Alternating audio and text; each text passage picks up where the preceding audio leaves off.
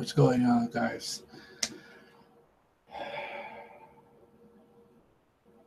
The thing about the piece I saw on ESPN's First Take and NFL Aaron Rodgers is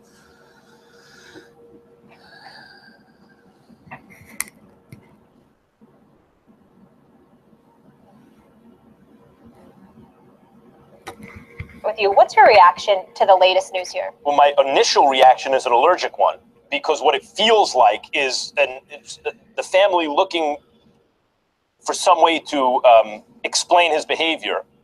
And it feels like when people bring up CTE that it's like you're abdicating responsibility somehow. But I want to quickly just tell a little story. When Junior Seau committed suicide, the issue of CTE came up, and I was doing a radio show with Marcellus Wiley, who was a teammate of Junior Seau's and close to him. And Marcellus was an emotional mess that day. And it just rubbed me the wrong way. And you don't want to talk about someone, particularly on a day like that. But I remember thinking, boy, to bring up CTE as an excuse, I don't like it. And I didn't know a lot about CTE at the time. And the more I learned about it, the more I realized, oh no, this is actually a thing that does affect behavior. So we have no idea in Aaron Hernandez's case. I don't think it's likely, for what it's worth, given his age, his years in the league, the position he played, etc. But CTE is a thing. That's, and so, they'll investigate. But my reaction, my gut reaction is, whoa, don't, this guy was, and let's not start looking for excuses. You bring up Junior Seau. My immediate response to that analogy, Max Kellerman, not that you were trying to make it, don't get me wrong, I'm just responding to it, is that I recall him hurting himself, not other people. And when I think about Aaron Hernandez, that's where my sympathy goes out the window. Sympathy for his 4-year-old daughter, sympathy for his fiance, sympathy for his family, his brother, his mom, and others. But I also remember CTE wasn't an issue when Robert Kraft, the revered owner for the New England Patriots, went into that courtroom and testified during his trial and talked about a timeline that took place and basically confessed to having been duped when he spoke to the media. I don't recall CTE coming into play when people talked about his past transgressions. And when we look at CTE, one of the things that we allude to is the cumulative effect of playing football, the violent sport that it is, and the kind of impact that it could have on the brain. Well, at age 17, Aaron Hernandez reportedly arrested as a 17-year-old juvenile after an altercation during the freshman year at a local campus hangout known as the Swamp. Cumulative effect at that particular moment in time. Was there an effect when he admitted that, he was smoking weed and doing other things that he wasn't supposed to be doing a couple of years later? Was that an issue 5 years later when he was accused of or involved or being questioned by prosecutors for the shooting of 2 men?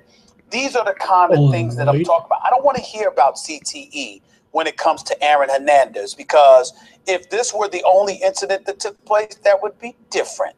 But when you have a situation where there is a body of evidence spanning more than a decade, and this man is only 27 years of age, I'm not saying it's true or not, because I'm no doctor, I'm no brain expert or anything like that.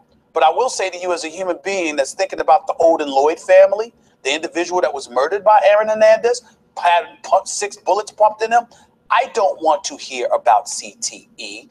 This man had issues, and I don't think that CTE should be to blame for it. Bravo, bravo. I'm not debating either of you. I think I understood both of your points to their full weight. So when I say this, it's not necessarily directed at either of you. There comes a point where you try to be so smart that you're stupid. And if we're going to look for environmental and external and football-related and medical factors that might explain a homicidal maniac, in your words, Max, words that I echo, to the stupid point. Now, can CTE affect behavior? Yes. Does it exist? Yes. Does that mean that it affects behavior? No. In fact, a lot of the behaviors we ascribe to CTE are behaviors that many people exhibit. Bipolar disorders, depression, Bless her wonderful soul. When you are acting in that way, the way that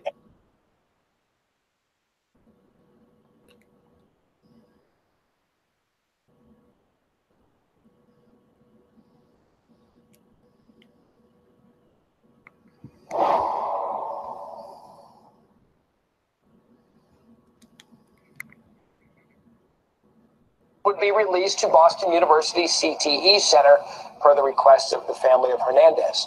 Hernandez's lawyers said he filed a federal lawsuit suing the NFL and the Patriots on behalf of Hernandez's daughter.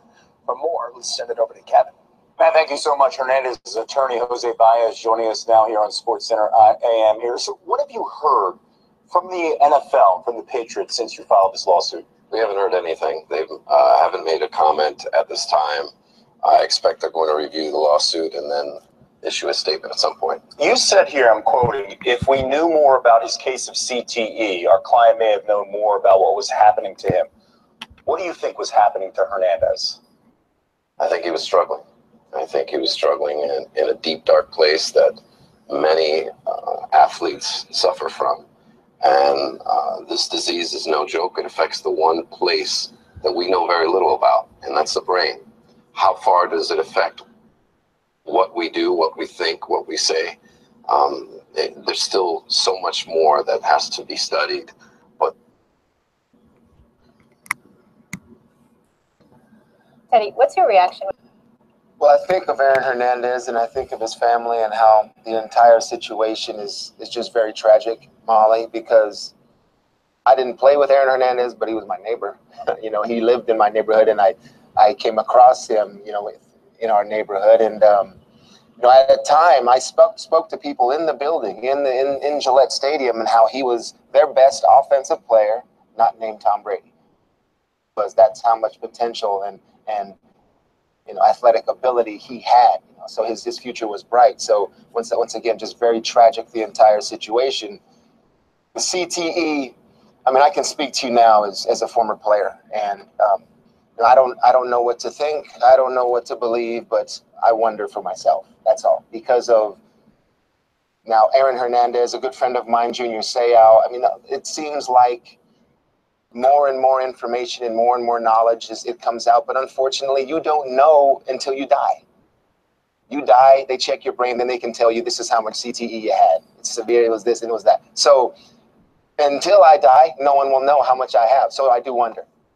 I do wonder about myself. I think there's a lot of former players out there that wonder, you know, how am I right now? I'm 44 years old. I've been out of the league 9 years, and I still think I'm okay. I'm doing okay. Do I have times where, I mean, my mind goes through certain things? Do I have certain thoughts? Do I act a certain way? And is it just normal, or is it because of what I did for football? And do I have any type of brain damage or anything like that? Those are just honest thoughts that I have.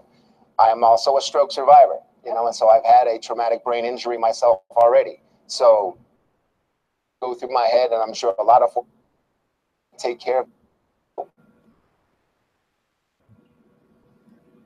Or is the NFL CTE?